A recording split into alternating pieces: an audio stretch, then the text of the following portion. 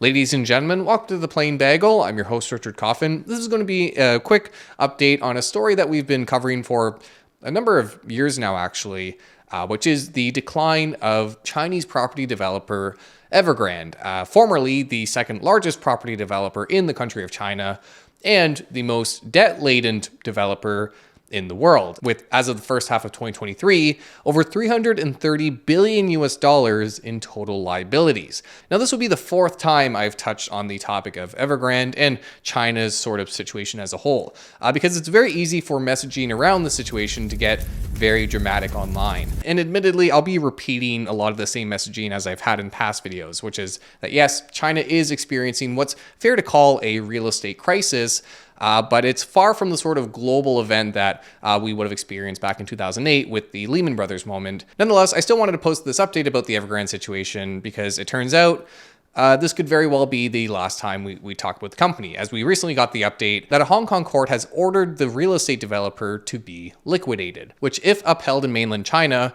would mean that Evergrande is finally toast. So as always, I'll be providing the details around this story, as well as what it means for China, the economy there, and the global economy, given how important China is to global trade, while also explaining why this is not the end of China, as some people go as far as to claim, and why it's not a repeat of the 2008 Lehman Brothers moment. I'll put links to the past videos I put out about Evergrande in the description if you want to get the full background of the story. But nonetheless, let's start off with a quick recap, which you can skip if you'd like, using the chapters also in the description. A lot of the turmoil that we're currently seeing started back in 2020 when China introduced its 3 red lines rule, to try and crack down on the burgeoning real estate sector, which had taken on excessive leverage to try and grow very rapidly. And these new rules provided 3 sort of limits on leverage metrics that, if violated, would restrict more and more a company's ability to take on further debt. And right away, when these rules were introduced, Evergrande already violated all 3 of these red lines. This caused a problem because most of the company's assets were tied up in unfinished real estate development projects that they could no longer raise capital to finish. At the same time, customers began pulling back their demand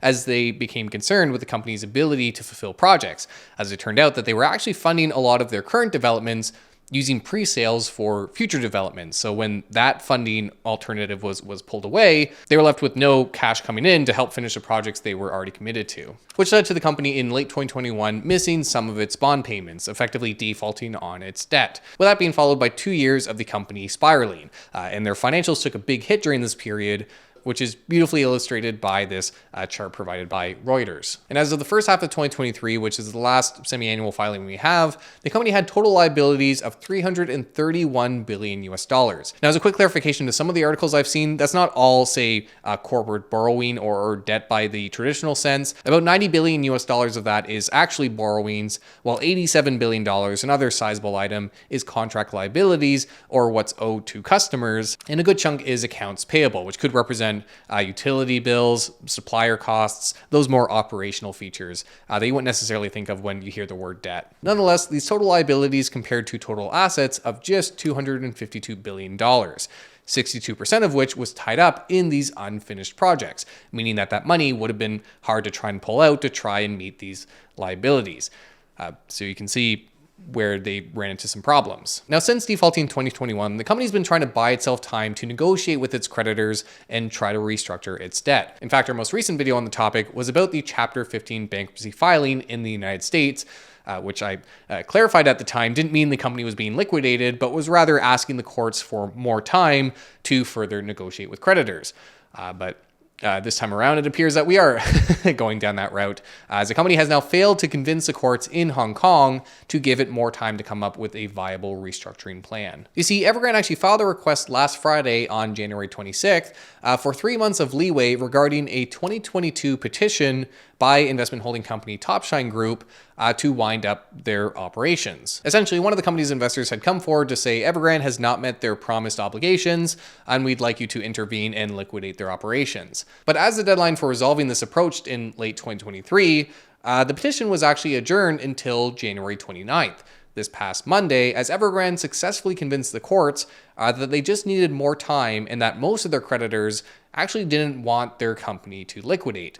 As for why a creditor might not want someone that owes them money to liquidate all their assets, the argument would be that creditors felt they had a better chance of getting more money back if they let the company continue operations and try to finish those developments, as opposed to just taking over the company now, trying to sell it for parts, and pushing undeveloped projects onto the market when prices for real estate are depressed. But it looks like as this new deadline was approached and the company once again requested for an extension, Judge Linda Chan, who's been overlooking the case, was not so lenient, saying, quote, "Enough is enough." It appears that the company had repeatedly failed to effectively communicate with its creditors in terms of coming to some sort of resolution, and had only broad ideas of what their restructuring might look like, with the judge commenting that their idea was, quote, "not even a restructuring proposal, much less a formulated proposal." So with this order, Judge Chan has appointed liquidators Alvarez and Marcel Asia, which is a division of a US-based company, to try and meet creditor obligations, which means that if this order is upheld in China, the company's assets will be sold to try and raise as much money as possible. With this all causing the publicly traded stock, which had only just come back online in August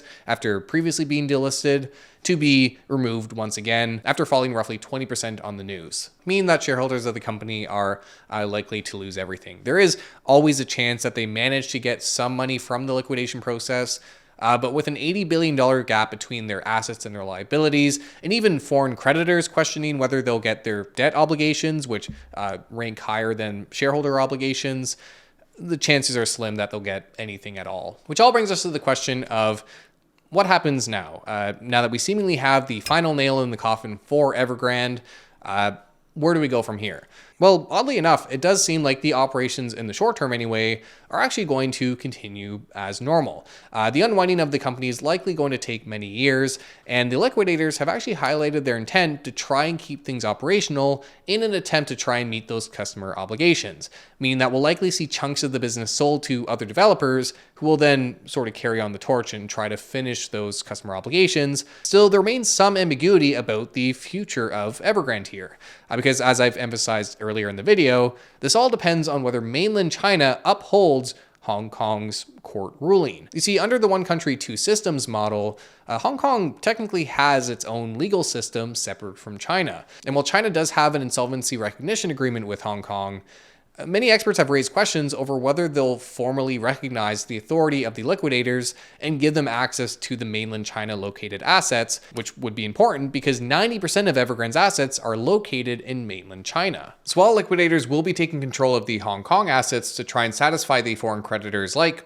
Topshine Global, there's no precedent for a company the size of Evergrande being wound up by a Hong Kong court. So a lot of people are watching very closely to see how China handles it, both in terms of the court order, but also in terms of how creditors are treated, given that foreign creditors, who according to court documents are owed $25.4 billion, are likely to only receive money after the domestic creditors, and that could impact China's ability to raise foreign capital in the future if they don't see the wishes of those foreign creditors taken care of. So you can see why what happens from here does really matter.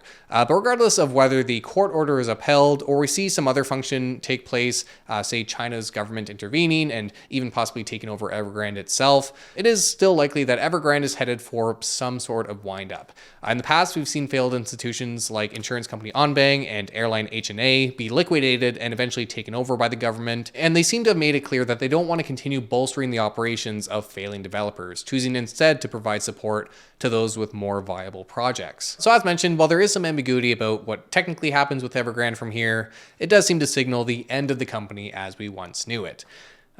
Unfortunately, it is still far from the end of China's real estate sector woes. You see, Evergrande's collapse has always been a symptom of much broader problems in China's real estate space, specifically around leverage and excess supply, with developers accounting for 40% of home sales across China having experienced a default event since 2021 as of October of 2023. And as you might know, the country's largest non-state property developer, Country Garden, is likewise in a state of limbo after itself being deemed in default on a US bond payment back in October. Now, Now, it's since been given some breathing room by its creditors to try and again restructure, but with it having over 3,000 active housing projects itself, which is several times the number of active projects that Evergrande had, you can see why concerns about the space are not going to resolve with Evergrande. With one Numero report estimating that there are 20 million units of unconstructed and delayed pre-sold homes in China that would require an additional $440 billion to complete. And to avoid belittling the problem, I do want to highlight that the real estate troubles experienced in China are going to be very consequential for their economy. A good chunk of gross domestic product is tied to real estate. It's also a very key investment category for households in China, with roughly 70% of household wealth being tied to the category. Given that, much like how stocks are treated in North America, real estate is viewed as sort of the backbone of wealth accumulation in the country. While we haven't actually seen home prices drop all that significantly yet, we have seen a big pullback in sales, which matters for local governments because roughly a third of their revenue is tied to property sales. And we've already seen some problems with financial institutions who are naturally tied to the mortgages and the real estate investments that are all involved here. And it all comes at an already very tough time for China, who has been seeing their gross domestic product forecasts cut, have been actually seeing deflation of their currency given decreased activity.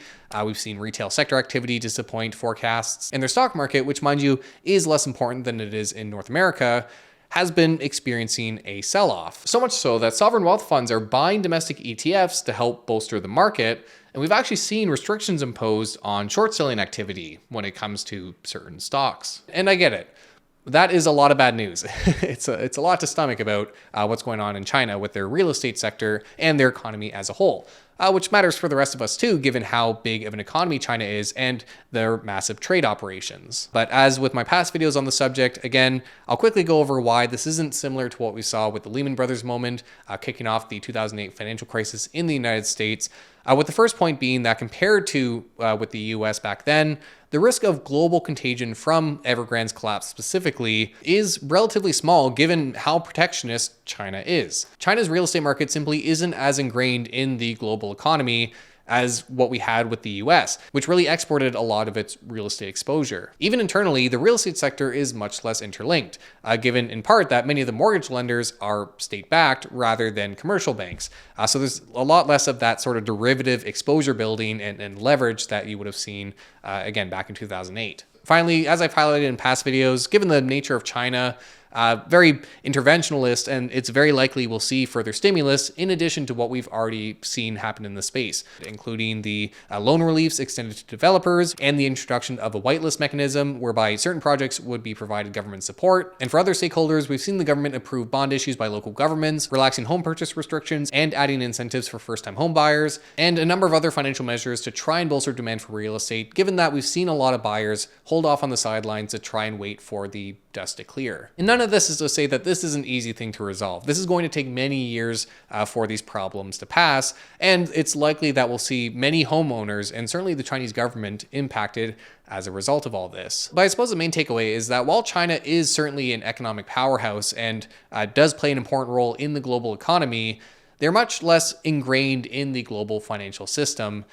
certainly when compared to the US back, again, in 2008. China has put a lot more efforts into controlling its monetary system and sort of keeping it within its borders. So hopefully, with this story, the update, the conclusion of possibly the Evergrande saga, but not the real estate situation we see in China, hopefully this video helps to give more details, give you a better perspective on things, and helps you avoid sort of the more doomsday claims that we're bound to see with this story now going around. But that is the update around Evergrande, perhaps the conclusion of the saga as we've covered on the channel. Thank you for joining me today. If you found this video helpful, please do make sure to like, subscribe, all that good stuff. It does help the channel tremendously. Let me know your thoughts on the situation down below, whether you're more optimistic or pessimistic. And certainly if you have any experience with Chinese real estate, would love to hear your thoughts in the comments down below. Thanks again for joining me. And as always, be safe out there.